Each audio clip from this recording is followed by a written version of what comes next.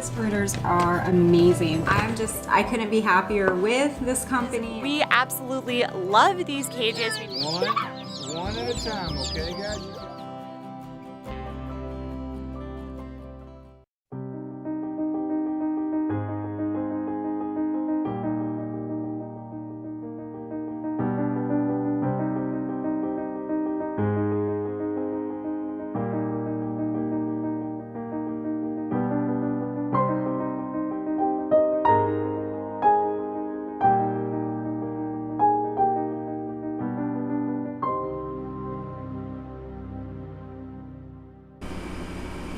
Hey guys, welcome to another Coturnix Corner Live. Hope everyone is doing great today and having a wonderful week so far. Joining us tonight is Bre Patz of the American Coturnix Breeders Association. Hi Bre. Thanks for joining us. I'm glad you could make it. Guys, we're going to be talking about the American Coturnix Breeders Association tonight, especially for those who are either new to it, don't really understand what's going on, or have never heard of it. It seems like it's taking off pretty well, as far as I'm concerned. And Bre's going to answer some of the questions you guys may have tonight. But real quick, I got a couple announcements I got to run through, and then we'll jump right into the chat room and get going. First off, shout out to our sponsors, and if I could find my button. I haven't used this thing in so long, I forgot where everything's at. Shout out to our sponsors, Southwest Game Birds and Hatching Time. Both these companies do a lot for the channel. Southwest Game Birds gives us some hatching eggs to give away every week, and Hatching Time gives us a $50 gift certificate, which we will be giving away one tonight. Don't forget to join us also on Sundays for morning musings, coffee and quail with Terry. Starts at 9 a.m. Eastern Standard Time, and usually lasts upwards of an hour, probably not much more than an hour, but we just kind of hang out and talk, and whatever comes up we talk about. So I think that's about it. Oh, if you guys have any questions for Bre, go ahead and type them in the chat room, but make sure you type the letter Q in front of your question. That way I can find them real easy. Bre is on call tonight, so she may have to run at a second's notice, and we're going to call this one short. We're going to be out of here about 8 o'clock tonight. So if you would type the letter Q in front of your questions. So let's jump right into it.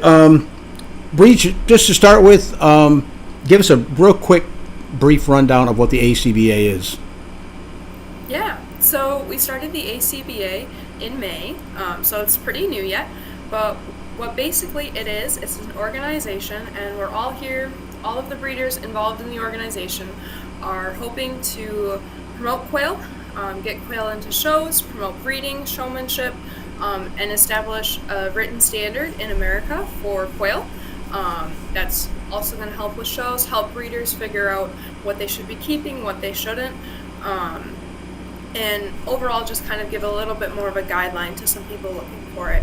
And we're doing that in a couple different ways. We're starting from grassroots organizations, so things like 4-H, FFA, ag programs, high school, like overall programs working on that type of food sustainability. And we're also working on it from the breeders aspect, on what we can do to help small town breeders, as well as the commercial aspect of ideally we want to make the standard helpful for production, both eggs and for birds for meat. So we're there for kind of helping everyone from the bottom up. We've got a couple different ways that we do that. We meet monthly, so via Zoom. That's open for all of our members.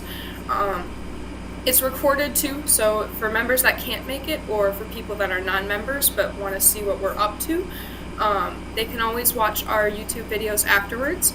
We do keep the actual meetings itself closed to members because we vote on things like financials, and that's something we want members to have a big say in. And then we have a Facebook group that we have is closed to just members, so we've got quite a few really good breeders in the United States that are there to help with questions, whether that be about the ACBA, about raising quail in general. And then we have our website. So our website has articles on it from people that write specifically just for the ACBA. Anyone can submit an article, whether you're a member of the ACBA or not, but the articles are available just to members of the ACBA. So we have one about enrichment on different things you can do to make sure your quail are happy and healthy and productive. There's also one in the works for Martin Yardley about breeding for conformation, what to look for in the type and structure of Coturnix, what that even means. And so we've got a couple more in the works about genetics, different color genetics. I believe Kristen Kugel was working on one, how to sex link and breed for a sex link pairing so that you can tell them apart at hatches. So a whole bunch of different subjects, different topics, things that people want to read about, and that can be really helpful for your program. And that's kind of the basic rundown. Something that does set us apart just a little bit is we do charge dues. To be a member, you do have to pay to get in. So for juniors, it's $5 a year. For basic membership, which gets you all of the voting rights, access to the meetings, access to the Facebook group, the articles, all of that, that'll be $25 a year. And then we charge $50 for a professional membership, so that's geared more towards your farm pages, your businesses, and that'll get you also listed in our breeders directory as well. So that's for people that are looking more to advertise as on top of that. But regardless of the level that they're at, we're there to support all of our members and help them in the best way that we can. And we use those funds. They stay in the club. No one gets directly paid out from that. So it really stays in the community. It's there to help the breeders, and members get a direct say in what their funds get used for as well. So. Okay, cool. Yeah. You mentioned standard of perfection. What's the timeline on that? So and who's working on it? Yeah. So there's been a lot of discussion about that. The officers in general. So there's 4 officers. There's myself. I'm the president.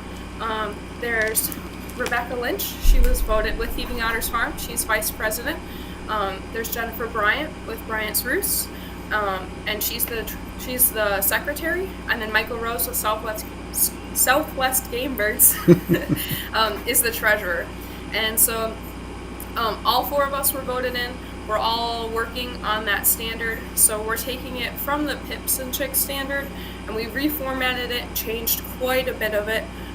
We're formatting it very similar to, if anyone's in the chicken world, the APA standard of perfection is what they use at all of the major chicken shows. It's a big, thick book. I've actually got it in a drawer. So it's like 80 pages, has pictures and diagrams, and it details exactly what the perfect chicken for each breed should look like. And so we're working on getting something very similar written up for quail. We're at a phase right now where we have a draft of it. It's not available to public or to members yet. But what we're doing is we want to make this as airtight and as foolproof as possible. We want this to be accurate. We want this to be scientifically backed. We don't want this to be the opinion of just the 4 officers, whatever willy-nilly they think is best. So we're pulling it from articles. We're pulling it from confirmation, like actual scientific papers on conformation, on the structure of quail. And then we're reaching out right now to international breeders, commercial producers, professors. There's a list. We're working on about 15 to 20 people that are all going to give us direct feedback. And so we're hoping within the next 2 to 3 months or so, we'll start to get feedback from them. We'll do the first round of really, really big edits. So we're going to hopefully dissect it word for word, make sure everything is as accurate and as tight-knit and strong as it can be. And then once we've got that first round of edits, it'll go, and everyone's good with it, all of the professors, the commercial producers, we've got it as rock solid as we can. We'll bring it to our members, and we'll open it up to all of our members. My guess, my anticipation would be anywhere from 4 to 5 months to a year is that'll be available to members, and then we'll have a period of a couple of years where it'll just be open for member feedback. So people that are going to shows, people are saying, well, actually, this didn't work and why. And we'll have a whole submission process for any member that wants to make a change on it, and it'll be reviewed by a panel, likely by the officers and some of the people we had talked to before, that are very clearly experts in the field. And then we'll vote to either approve it or go back to the drawing board. And then once that timeline of, like, I think we had talked about 2 years, if not more, where it's open for member comments is closed, we will be going to just the entire ACBA will be voting on whether or not we're going to approve the standard, whether we're going to keep it in the draft phase, or whether we'll go back to the drawing board and start from scratch again. So we do, like I said, we want to make sure it's airtight and as solid as possible, but we also want to give people a say. And even once it's published as an official standard, so again, we're talking like 3 years out likely, if not more, once it's published as an official standard, we'll still have a process to be able to edit, to be able to propose edits and changes to it, because things change as our knowledge changed. But we want to stay on top of that too. We don't want to make it so easy to change that it just kind of becomes willy-nilly. So Sure. Cool. Very cool. Speaking of shows, how soon do you think it'll be before Coturnix are accepted into the shows, or have they already been? So the short answer, some of them already have been. Cool. The long answer is, so normally, like the major chicken shows that we look at now, so you're talking like your Ohio Nationals, like Portage Internationals is coming up this weekend for my Wisconsin friends. Northwoods just happened this last weekend. There's a show in Kentucky. A lot of those are run by the APA. So until the APA accepts quail into the standard of perfection, they won't be allowed at shows. For the big, that is your big APA shows. So we're talking some of those, like I think the Portage International had about 2,000 birds at there that were there. All of your bigger size shows are run by the APA. For us to get accepted into the APA is a minimum 5-year process. We need to have at least 5 members of the ACBA that have been in the APA for 5 years. We need to have 2 shows with a certain number of qualifying entries. We need to submit a proposed standard. That needs to be accepted by their committee. And then we need to have several meets on top of that. And it's a really long process. It's not going to happen anytime soon. But for these smaller shows, like your county fairs, some of them already have been starting quail shows, and we're working on getting that and expanding upon that. So I worked a lot with the Houghton County Fair up in Michigan, and we got quail approved into that, and they were able to be judged. I showed my birds there. You can see some of the ribbons on the back wall. Yeah, cool. Yeah. And so like there's also like Fond du Lac show coming up in Wisconsin. They are completely allowing game birds and quail up in there. So some of the local shows, the smaller shows, already do allow game birds, and it's just a matter of reaching out to some people and saying like, hey, this is something we really want to do. Another thing we're looking at with the ACBA, again, this is probably a couple of years out, but hosting shows with the ACBA. So instead of being a combined chicken, quail, guinea fowl, waterfowl show, it'll be a quail show with just quail. Nice. And that's a ways out, because a lot of our members are from all over the United States. Right. So finding a central point where people are willing to go and people are willing to bring birds, that's going to take time, and we want that standard there first, the draft standard there, so that we have a way to judge it. And figuring out who's going to judge and everything like that. That takes time and things to figure out, but we're on our way. So hopefully Cool. in the next couple of years, quail shows will start to take off just a little bit more than they already have. Nice. How is the interest in the ACBA going? I mean, how are you doing membership-wise? And Oh yeah, it's blown up. I wasn't sure how far. I was one of the main people that started it back in May, and then I got a lot of help from our officers and from some of the amazing founding members, and I wasn't sure how far it would go. It would just be like 10, 15 people, and it's right now I believe we're almost at 70 members, if not more than that. So we're gaining more weekly. We get more members usually, which is really, really cool to see. It's awesome Absolutely. to see all the people from all over, and they're just as excited about this as I am. Right. I know I've seen a few comments going around online. Have you had any pushback or people that just expressed some concerns about the ACBA, and what were they? Yeah, absolutely. You're going to have pushback no matter what you do, and the ACBA is no different. So we've had, there's been a couple people that have reached out, and both either privately to officers, publicly, Facebook comments in our Facebook group.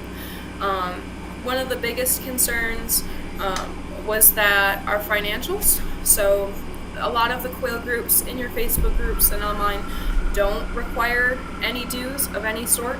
And that's something that's a lot different. In the chicken world, all of your major breeder clubs charge dues. We have about the same prices as they do. And that wasn't something we took lightly. So we understand that that's kind of scary. But we're working to be as upfront with that as possible. So at our meetings, we have a monthly financials report. So our treasurer will go through the money that we're taking in, the money that we're spending, and exactly where that's going. That, again, members get a direct say in everything that we're spending money on. So that's not something we ever want to cover up, we ever want to hide. We're completely transparent about how much we have in our bank account, where that's sitting right now. And again, the meetings, while they are closed, afterwards they're recorded and they're published on YouTube. So anyone, whether they're a member or not, can go through and see exactly how much we're making and exactly where we're spending that money. So that was one of the things we wanted to be very, very upfront and transparent on. Another thing people had concerns about were quail being called poultry, because they were worried that wouldn't allow them to be kept in like your suburban areas or your cities, where quail can be a huge focus or a really big alternative to chickens, especially for like homeowners associations and legally what they're classified as. Some states classify them as game birds, some classify them as non-amendable species, some classify them as poultry. It's kind of all over the board. And one of the things we had talked about, because the APA does do so much with the show world and poultry in general, was trying to get accepted into the APA. We haven't started that process at all, but it looks like that might be something people are interested in.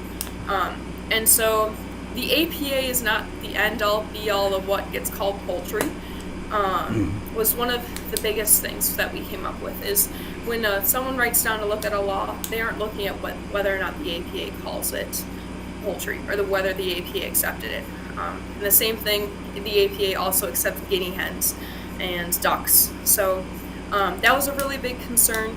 We also had talked about starting a subcommittee or a committee specifically to help any of our members that are struggling with HOA or want to promote quail in an urban area, whether that means getting it allowed in city limits or things like that. So as we get more members, we'll see if that's something more people want to do and someone can take up an interest and run that. I'd love to get that going, because that we can be a really big asset in that way as well. And those were some of the biggest concerns. I know some people did have concerns over the standard, on if that would limit breeders or kind of create an elitist group. And the goal is, with a standard, is just to provide something that can help breeders. We don't require members follow our standard. Even if they're a member of the ACBA, they can ignore it if they want to. It's not a requirement. You don't have to show the purpose of the group. While one of the goals is to promote quail shows, is also in general to just help other breeders, whether it's for show, for meat, for production, for eggs. We want to be there to help everyone. While the standard that's something we really want to promote and we want to focus on, it's certainly not the only thing, and it's certainly not a requirement for members to follow at all. And yeah, those were the biggest concerns that people have brought up, and we like to, and as weird as it sounds, we like that. We want to hear what people are saying. We want to hear their concerns, and we want to make sure that they know that the officers are here to address their concerns and hear them. So we don't want to be ignoring anyone. Right. Whether you're a member or not, you can still bring your concerns to us. If you are a member, you certainly can express those in the Facebook groups, in the meetings, bring those up. For a discussion, we do usually have like an open discussion time afterwards, or you can request that it be put in the agenda and on the meeting minutes and everything like that for everyone to hear. And like if you aren't a member and you're still having concerns about the organization, you can simply choose to not be a member, or you can bring that to us and say like, hey, you know, this is what I'm seeing from afar, and these are some things I'm worried about, and we'll see if we can address it and what we can do to hopefully help appease some of that. We can't make everyone happy, but we can try to do the best that we can to make sure that everyone's at least heard and represented. Yep, absolutely. All right, I see there's some good questions popping up and some statements, so I'm going to go ahead, jump in the chat room. If anybody has any questions, do me a favor, type the letter Q by your question just so I can find it a little bit easier. But I've been kind of monitoring them anyhow as they've been popping up, so we'll go ahead and start in with that. This one's not... oh, yeah, it does mention the ACBA. R&J Enterprises says, what's the largest quail egg you've had your quail lay? I just had one from my quail that I could not believe. I am a member of the ACBA and thankful of all the breeders. Ronnie Kinney. Yeah, so I don't weigh my eggs usually. I know some breeders do, and but I had a triple yoker once that was about the same size as my Bantam Wyandotte egg, which was really, I was not surprised. Like, I was completely surprised to see it. It was a one-time thing. I don't breed for jumbo birds. I have a couple jumbo birds in the mix, but my lines aren't bred to be jumbo, so I'm kind of happy I'm not getting too many jumbo eggs, because that would lead to prolapse and things like that. But it was interesting to see. It was something I had never seen before, and it was kind of cool. Yeah, I've got an egg inside an egg, and they were I mean, a shelled egg inside a shelled egg. That was weird. Whoa. And it was about the size of a I don't know, I guess it would be a small chicken egg, you know, like a Bantam egg or something, but yeah, it was pretty big. Okay, I'm not going to read all the comments where you guys are from. We're just going to jump on questions, just in case Bre happens to get called out of here. Let's see. Tracy says, Bre, what is your favorite part of being part of the ACBA? Oh, that's easy. Everyone I've met and become much closer to. I knew who a lot of the members were. And I had talked to like Rebecca ahead of time and before starting it, but all of the officer team especially has gotten really, really close. I've made quite a few friends with different breeders from that, and it's a very, very supportive community, and it's kind of amazing to see everyone come together. And yeah, just the people that I've been able to meet and talk to through that. Cool. Okay, Mary Howard says, how do I join? Yeah, you never mentioned the website. What's the website? Yeah, I completely forgot about that part. So our website is www.coturnixbreeders.com. We made it purposely one that would be pretty easy to remember. And then you go ahead and click on, I think it's join. You can pull it up. And it'll have you select like what kind of thing you want to have, and it'll say like what kind of membership, and then you put payment details in, and it's set on a reoccurring payment, so you don't have to remember every single year to go back in and repay it. It should automatically do it until you want to cancel it. And then yeah, from there you'll get a confirmation email that'll have the link to the Facebook group. And you'll have your login details to create a username and a password to get into all of the articles and the proposed standard when that's available, and different things on our website as well. Okay. Mary Howard also wants to know, what's the fee? Yeah. So for our junior members, that's 18 and under. They have all of the benefits except for voting rights. It's $5 a year for any regular member, so that can be individuals. If you want to have a farm just under a basic membership, that's totally okay as well. That's $25 a year, so that'll get you into all of the meetings, the Facebook group, the articles. And then for professional memberships, that's geared towards people that want to advertise. That's $50 a year. That'll also get you in our public breeders directory on top of that. And then, yeah, that was the major fees on there. We're also looking at possibly adding ad space on the website, but that's not something that's going to come for a while yet. Cool. The Birdhouse has question: do you recommend becoming a member of the ACBA if you just have quail as a hobby rather than as a business? Absolutely. So yes, the short answer is yes. The long answer is also yes. But we want to get perspective from as many different people as we possibly can. We aren't just representing commercial breeders. I myself only breed for 20, 30 birds at a time, so I'm not a huge production. We do have people that do, so Michael Rose has, I believe, upwards of 6,000 some birds. And so there are members that have a lot. There are members that have very, very few. There's a couple members that don't have birds at all. And even if you aren't planning on selling it, if it's something that you're interested in, you want to work on bettering the birds that you have, how you can be a better breeder, how you can be, you can raise them better, it's something you should look into. Okay. R&J Enterprises says, questions: have you thought of having a national convention? Yeah, absolutely. We'd love to. We want to make sure we have the members for it, and we have the base of people. Like I said, there's members from all over. So Michael's down in Arizona, I'm up in Michigan, which is about the two furthest places you can get.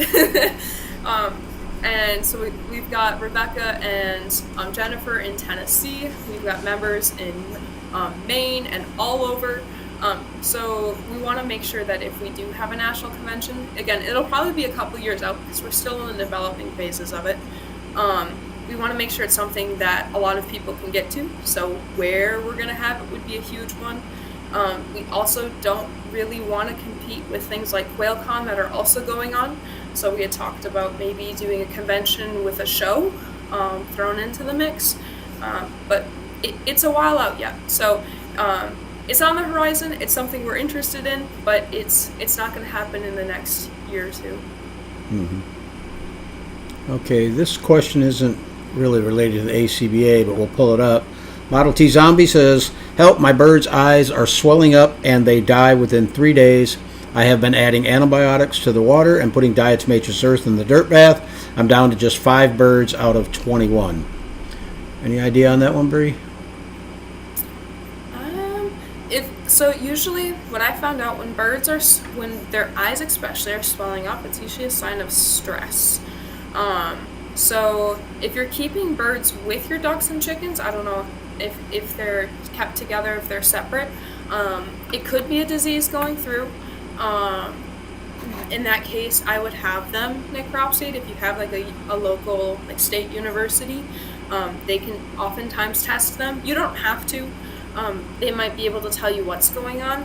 If you're finding that their eyes are swelling up and there's any signs of like feather picking or things like that, you likely have an aggressive bird in your flock that might just be causing some stress. It could be how you're keeping them is causing stress. There's a lot of questions, variables.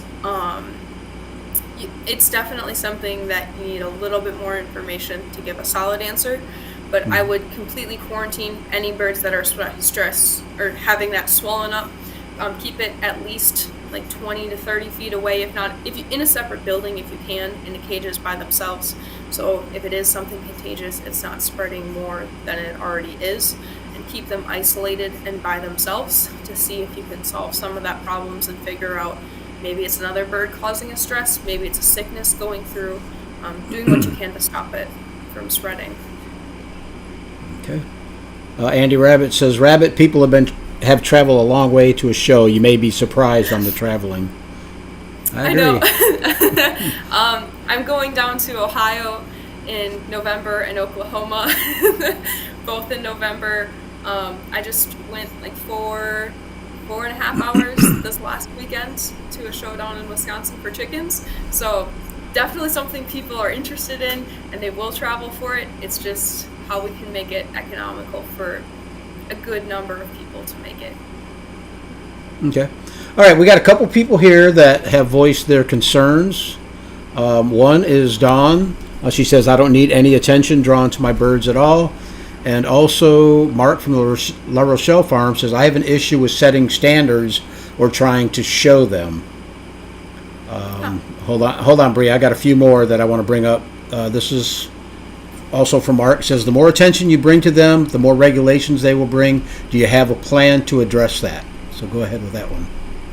Yeah, so a couple of different things. I think the drawing attention and the standards go hand in hand, and showing them.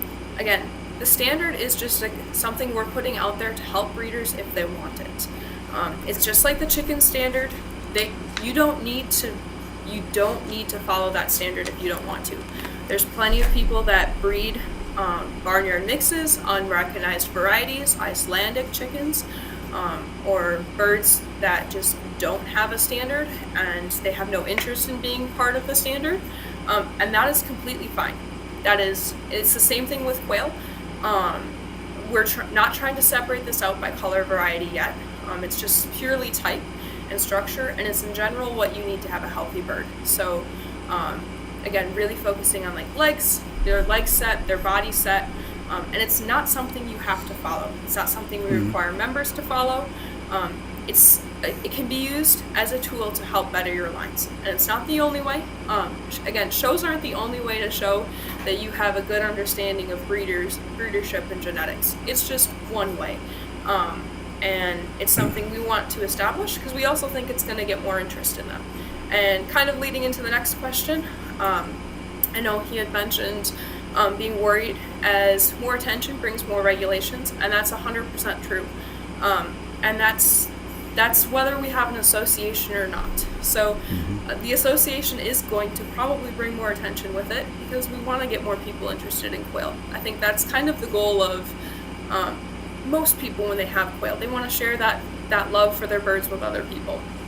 But the thing is, what like I said before, what we wanted to do is have a subcommittee, and that's focused on addressing these, and that can help people, whether it's working on overturning HOA regulations that say we can't have quail, because there's a couple members in the ACBA, like Michael Rose has gone up against state legislation and gotten that overturned.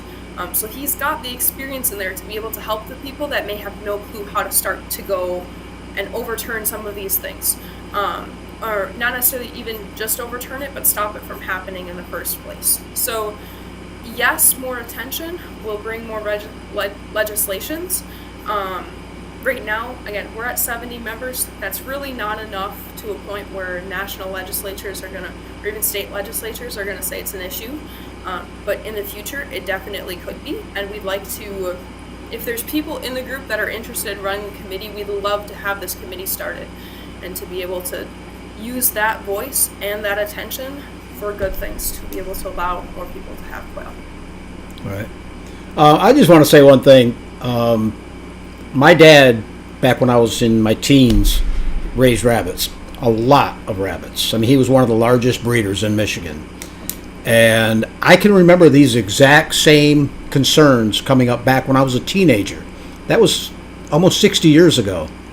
And nothing's changed in 60 years. Rabbits are still the same status they were back when I was in my teens as they are right now. I don't think, excuse me. Thanks, dog. I don't think that, come on, where'd that hair come from? I don't think that, now this is just me, I don't think that the ACBA is going to draw that much attention to quail. I mean, if you wanted attention drawn to quail, I would be complaining about Facebook and all the websites that are out there commercially showing quail, or advertising quail. I don't see it.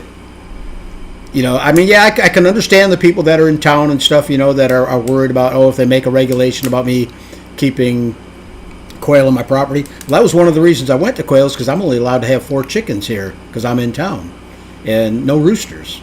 So I don't know. I've seen it with the rabbits, and it didn't pan out like everybody thought it was back in the 70s, Adding on to that a little bit, Go ahead. for people that are really worried, guinea fowl, again, one of the biggest things people were worried about was it being accepted into the APA, because the APA is a huge organization. They've got thousands and thousands of breeders. It is the oldest livestock organization and one of the largest in the United States. They have pull, they do gain attention. When guinea fowl were accepted, it wasn't too long ago. I want to say it was within this last decade. They are accepted into the standard of perfection, considered poultry, and legislation didn't really change around that. Again, different situation, different scenario. Guinea fowl are definitely not as suited to city environments as quail, but I think it's on a smaller level. It's on your HOA, your city council level, and that's something that we have a say in. That individual breeders very much have a say in. You can easily go to city council meetings, and we're here to help you and support you if that's something you need to do to be able to raise quail. Yeah, and actually the ACBA could kind of be a benefit to those people that right now are having issues being able to keep quail. I mean, if the organization grows. I mean, look at the NRA. Look what they've done for people who, have issues with keeping guns or, being able to keep guns. Sometimes having an organization behind you actually helps you. I'm not saying you guys are going to get as large as the NRA right now, but if you do, it's very it could be a good thing. Absolutely. Okay, the Birdhouse has question. Wait a minute, I missed one of Mark's. Hold on, Mark had one other one on there I wanted to bring up. I like bringing Mark up because I like the way he always has to not argue, but point out the other side of the coin, I guess. Yeah. Let's see. Right now, it's kind of a don't ask, don't tell. Once restrictions are set, you will limit the amount of people who can legally house them. Be very careful, please. Absolutely, and that is one of the major concerns people are bringing forward. And like I said, if we'd love to get a committee started that can be that voice for the people that are having this. I was in the city. We were right on the edge of city limits, and we weren't allowed to have chickens. We pushed and got a rep in on the city council that worked really, really hard to get chickens in the city because that was something we really wanted. And so quail are the same way. It starts small, and once you do have those restrictions in place, it's harder to overturn them than it is to stop them from getting there in the first place. The ACBA can be just as much of a voice in that, and a say to help advocate for quail raisers and quail owners as it is to draw attention to it, I guess. Okay, the Birdhouse has questions. Will there be a standard for each of the 3 sizes of Coturnix, or all the same standard, just different weight requirements? So right now it's looking that the overall standard for itself is going to be pretty much the same. So like the same type, the same structure. There will be separate weight categories, so it will be separated out into bantam, standard, and jumbos. And so you're not going to have a bantam bird directly competing in the same weight class as a jumbo, just because they're 2 different sized birds. You're going to have different meat capacities on a bantam versus a jumbo, and that's intentional. But as far as will they look very much different? It'll be very similar wording, very similar tone, if not the exact same across all 3 weight categories. Okay. I had the address up there. Let's see, Mark says, I think before you continue, you really need to stop and think of how the added attention could and will impact. Yeah, absolutely.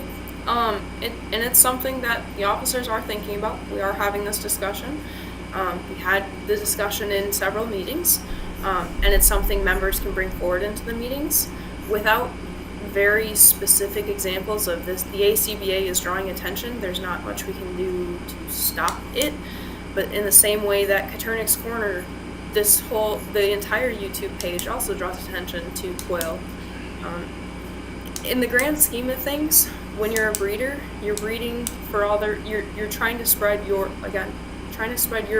knowledge, your attention, and your love for the birds to other people.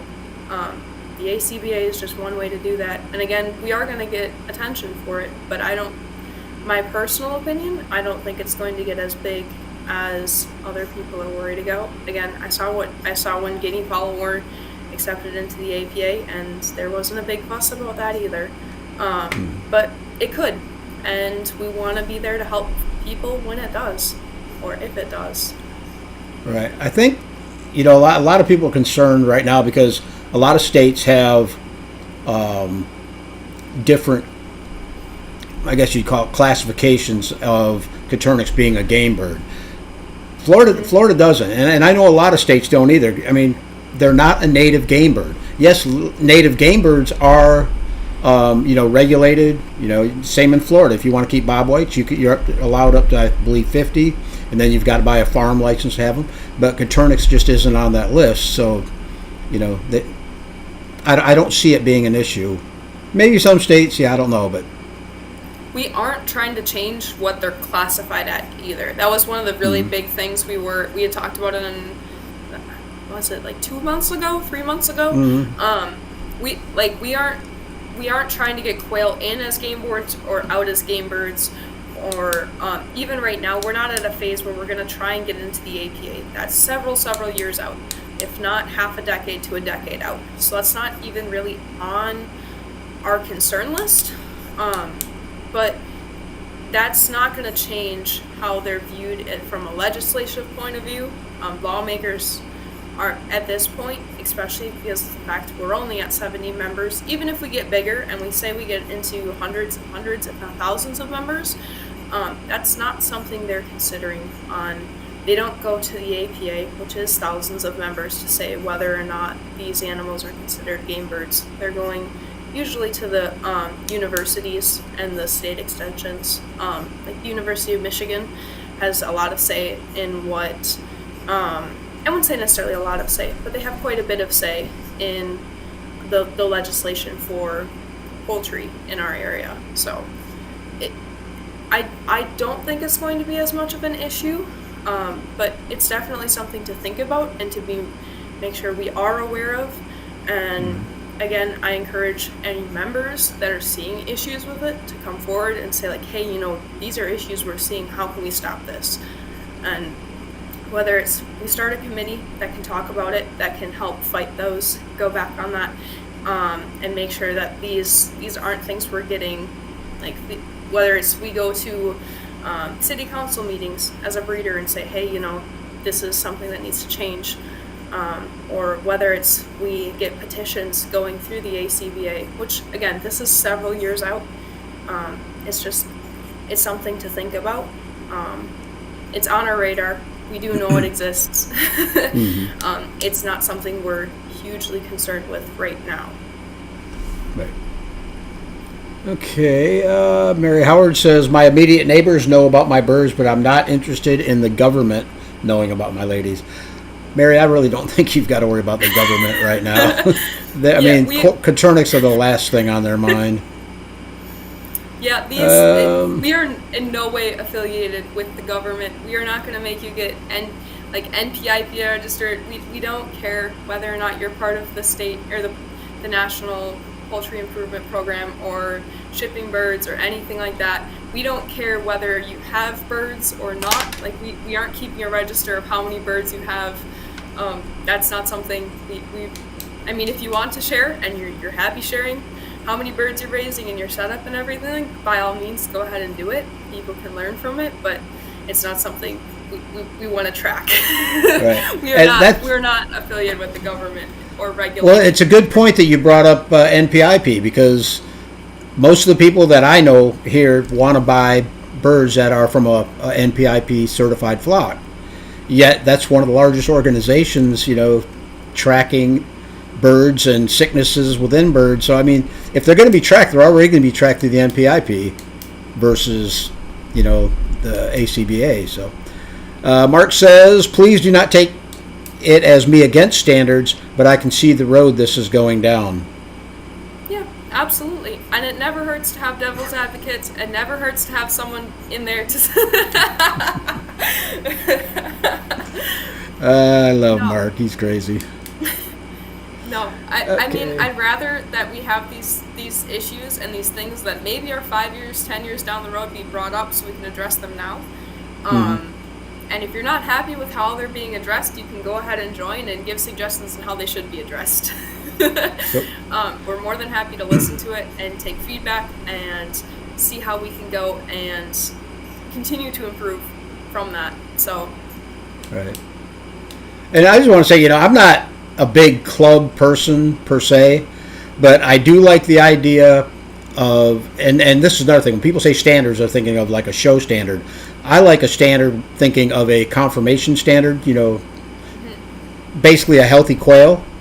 And if you've got healthier lines floating around the U.S., you've got a less chance of getting lines that are poorly bred and, out of conformation. I don't know. I would think that more people would want that, Okay, Brooke says, I just want to say, as someone who breeds and shows rabbits, I love the idea of standards, a direction, and the ability to show our quail when we don't have a space or means to keep chickens, etc. Yeah.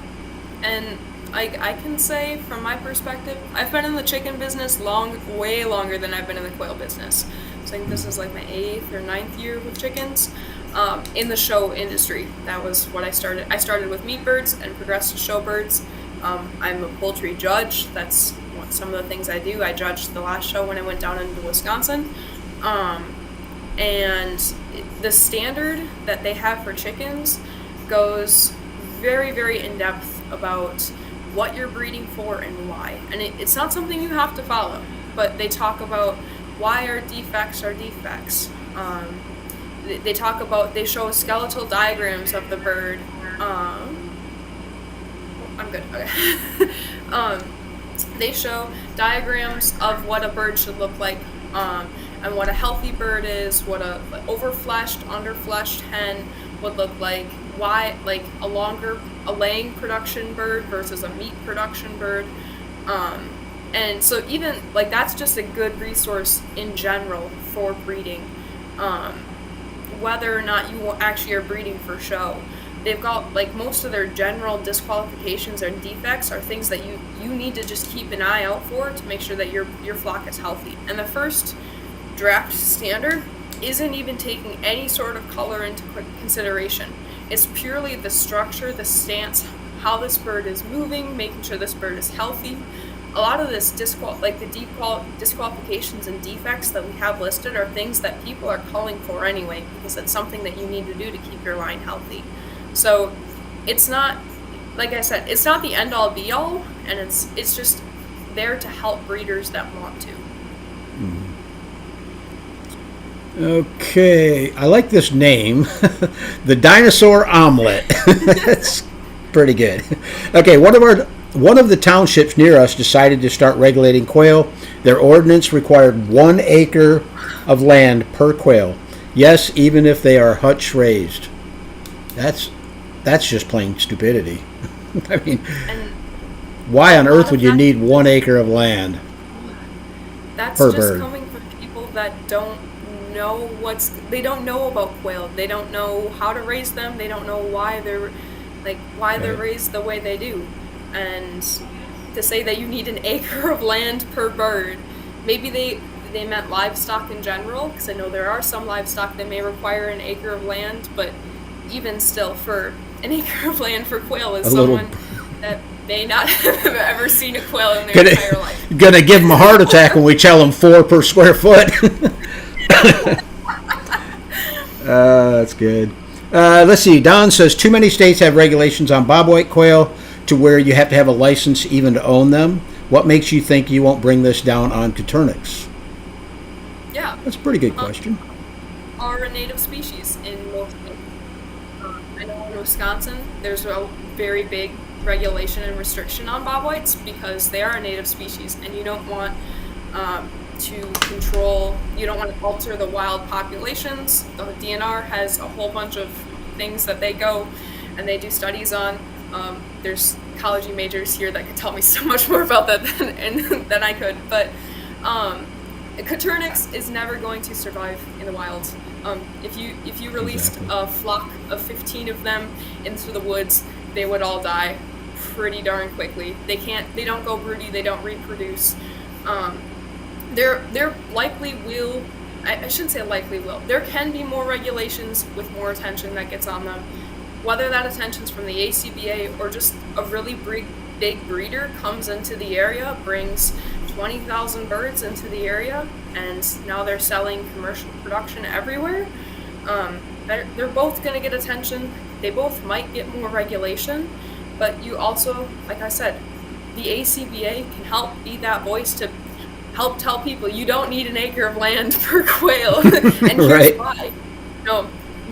We've got the connections to the scientists, to the researchers, the people in lab studies, to the hobby breeders behind us to get that there, so we can back up what we're saying and say, this is the real case. You can keep quail in your apartment if you want to. That's fine. Mark says, I appreciate that y'all are discussing the potential impacts that this could possibly have on keeping quail in general. Thank you for that. Absolutely, Mark. It's always a good idea especially when you're dealing with the government, you just want to make sure that it's not going to affect us. I mean, my county could change the law tomorrow and they could come in here and see that I've got 300 birds and say, no, you're only allowed 4, but I keep them inside, so they're not going to come in and find out. I'm trying to find some more questions. I know you got to go, Bre. Bre's got another meeting here in a little bit.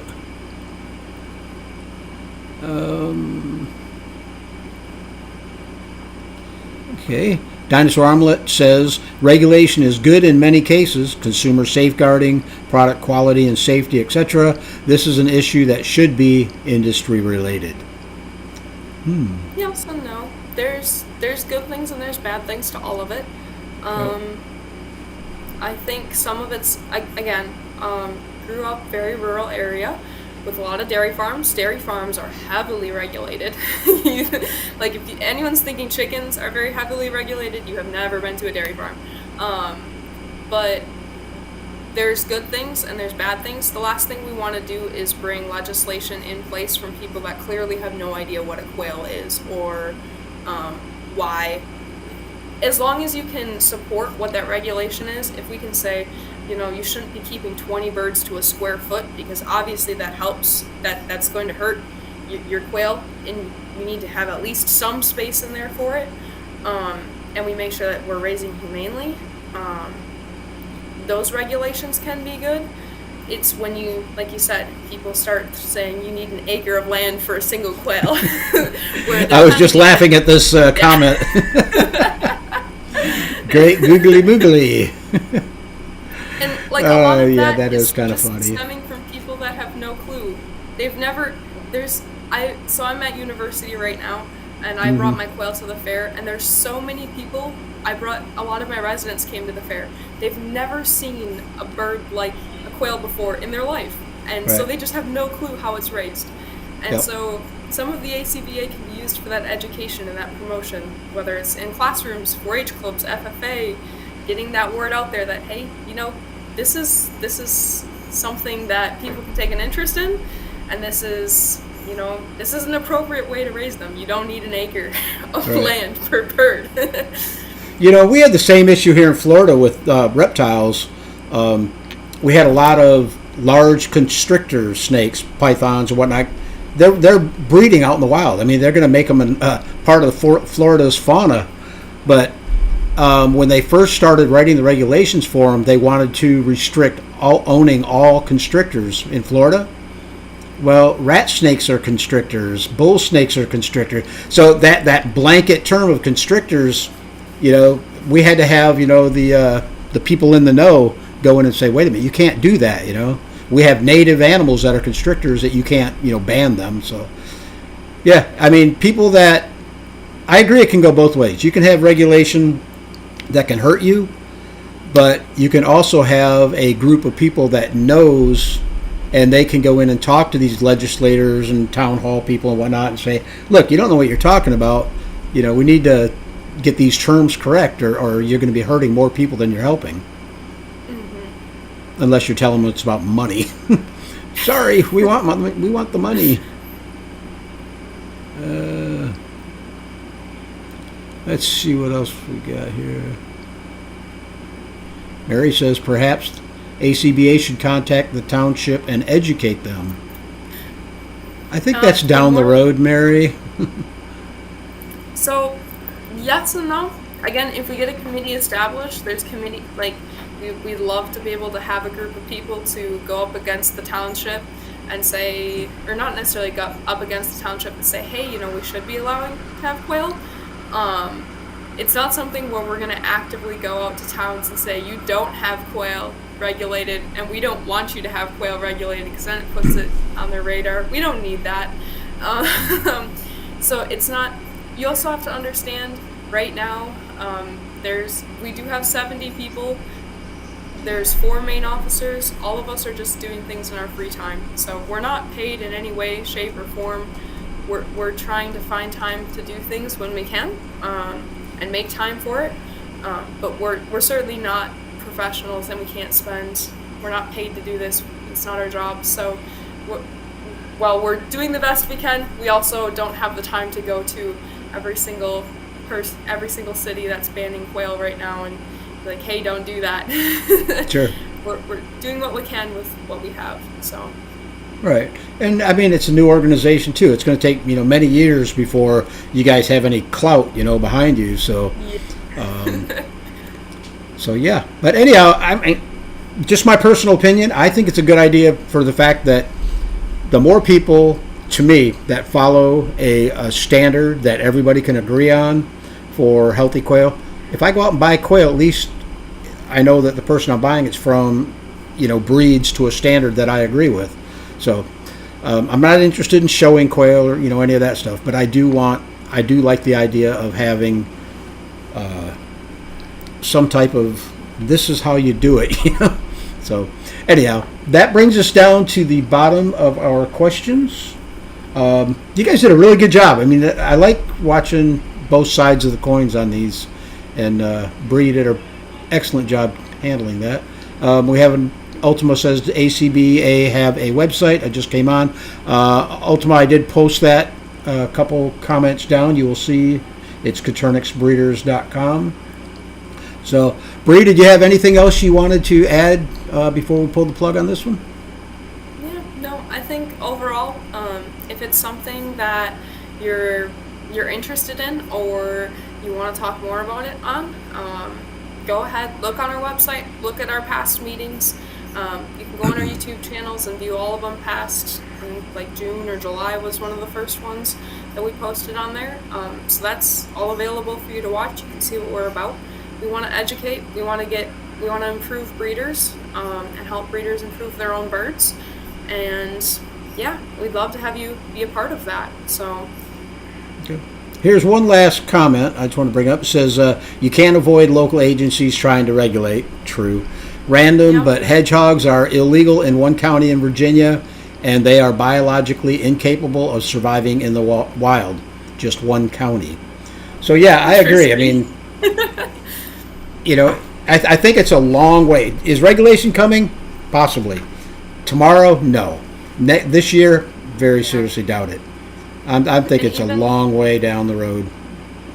So. Yeah, and like we said, if like that's something that you're concerned about, regardless of whether or not you're part of the ACBA or the ACBA is driving that, because the more quail producers, the more quail breeders that we have out there, the more quail are in general going to get attention for it, and legislation will take interest, whether or not the ACBA is there.